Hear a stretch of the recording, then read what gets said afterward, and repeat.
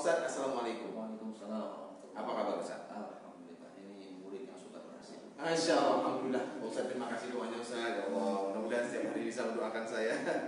Terima kasih Ustadz atas waktunya. Di tengah kesibukan mungkin tentunya, baik itu berdakwah maupun juga beraktivitas yang lain. Ustadz, hari ini sepertinya pas kita bicara tentang kurban, karena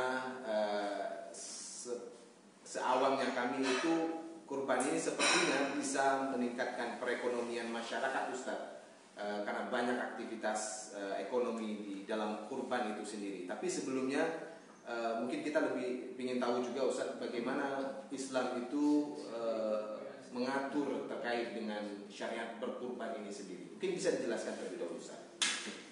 Bismillahirrahmanirrahim. Assalamualaikum warahmatullahi wabarakatuh. Waalaikumsalam. Alhamdulillah, salatu wassalamu ala asyrafil anbiya'i wal mursalin wa ala alihi wa sahbihi ajma'in. Wa qala Allah ta'ala fil Qur'anil Karim, a'udzu billahi minasyaitonir rajim. Inna a'tainakal kautsar fasholli li rabbika wanhar. Inna syani'aka huwal abtar. Wa qala fi ayatil ukhra, Rabbana inni askantu min dzurriyyati biwadin ghairi dzi zar'in 'inda baitikal muharram rabbana liyuqimus sholata faj'al afidatan minan nasi tahwi ilaihim warzuqhum minas thamarat la'allahum yashkurun. Alhamdulillah, segala puji bagi Allah Subhanahu wa taala. Di sore yang mulia ini Allah Subhanahu wa taala izinkan kita melakukan diskusi yang cukup menarik ini.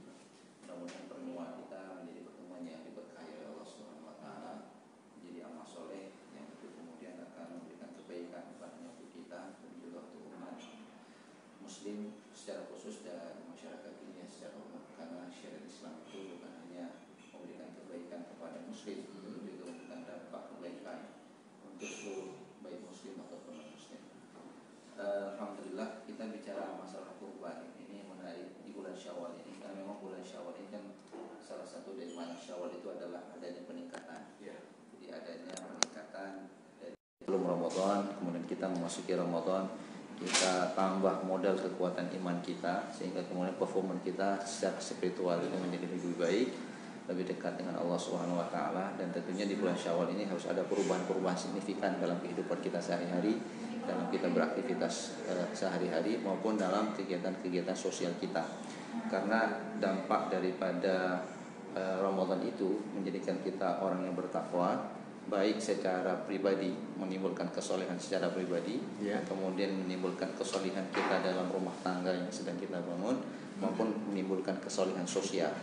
Dan ternyata memang Allah Subhanahu wa taala Masya Allah memberikan tahapan-tahapan ini. Seseorang itu tidak disuruh berkorban kalau spiritualnya itu belum diperbaiki. Jadi benar-benar bahwa Ramadan ini mendekatkan kita kepada Allah Subhanahu wa taala. Setelah kita puasa 1 Syawal itu sampai 10 Zulhijjah itu jaraknya 70 hari. Ya 70 hari.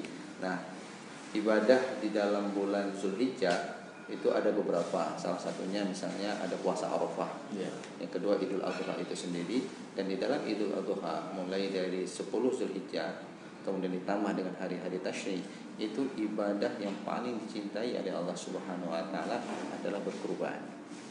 Nah, kalau kita lihat kan, kalau kita maknai kurban itu kan asal katanya kurban itu qarraba, yuqarribu kurban, artinya mendekatkan diri. Jadi seseorang yang sudah berpuasa itu secara fisik, secara hati spiritualnya kan udah dekat sama Allah, karena dia puasa, dia baca Quran, dia qiyamul Ramadan.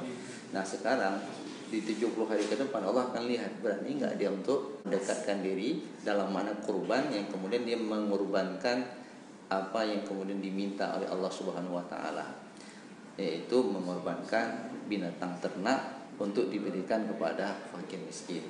Jadi memang itu menjadi alat ukur nanti tingkat keimanan seseorang setelah 70 hari ini, konsistensi keimanannya, pengorbanannya itu kepada Allah Subhanahu wa taala masih pada posisi yang tinggi, ataupun kemudian sudah ada penurunan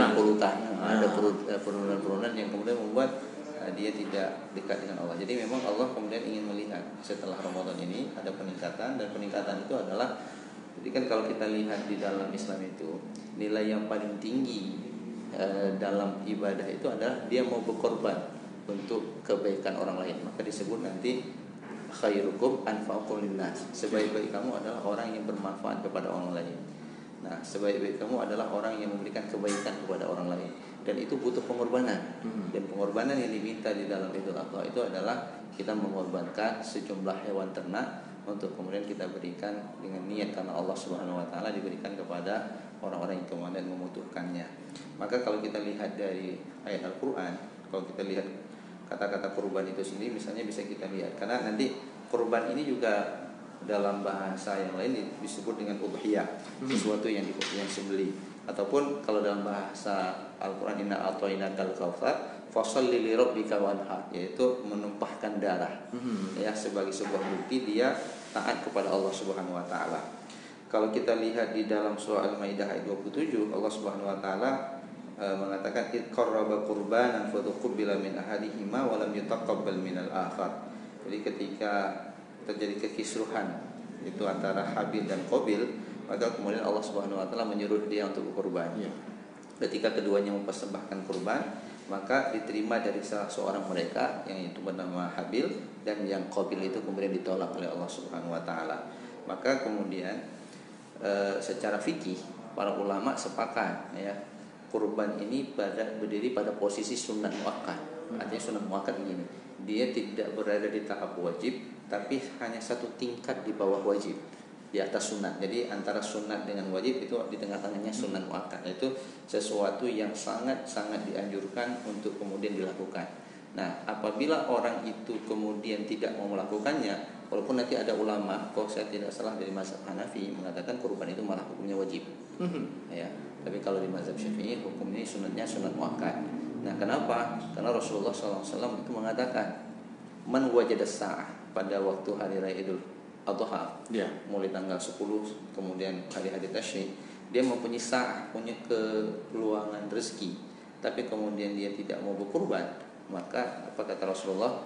Fala yaqrabanna musallana, jangan dekati musola kami. Kalau orang nggak boleh dekat musola, kira-kira siapa ya? Muslim atau muslim? Misalnya. Artinya sebagai salah satu ukuran orang itu bersyukur terhadap rezeki yang telah diberikan oleh Allah Subhanahu wa taala, menyebabkan dia berkurban karena dorongan keimanan. Jadi kurban ini kan kalau bahasa kita berkorban untuk orang, tidak pernah berharap ada pembalasan dari orang.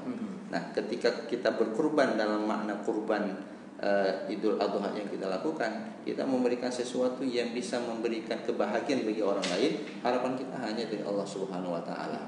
Nah, inilah yang kemudian menjadi sangat penting, bagaimana kemudian seorang muslim dari sisi ukuran keimanan setelah dia berpuasa ketemu dengan Syawal, maka kemudian Allah Subhanahu wa taala menyuruh dia untuk melakukan kurban, dan itu dilakukan 70 hari setelah kita melakukan hari raya di bulan Syawal. Baik Ustaz, ini menarik Ustaz, karena juga sangat dianjurkan seperti Ustaz sampaikan tadi di tengah kondisi COVID-19, pandemi COVID-19 yang tentunya juga dalam tanda kutip meluluhlantakkan perekonomian masyarakat.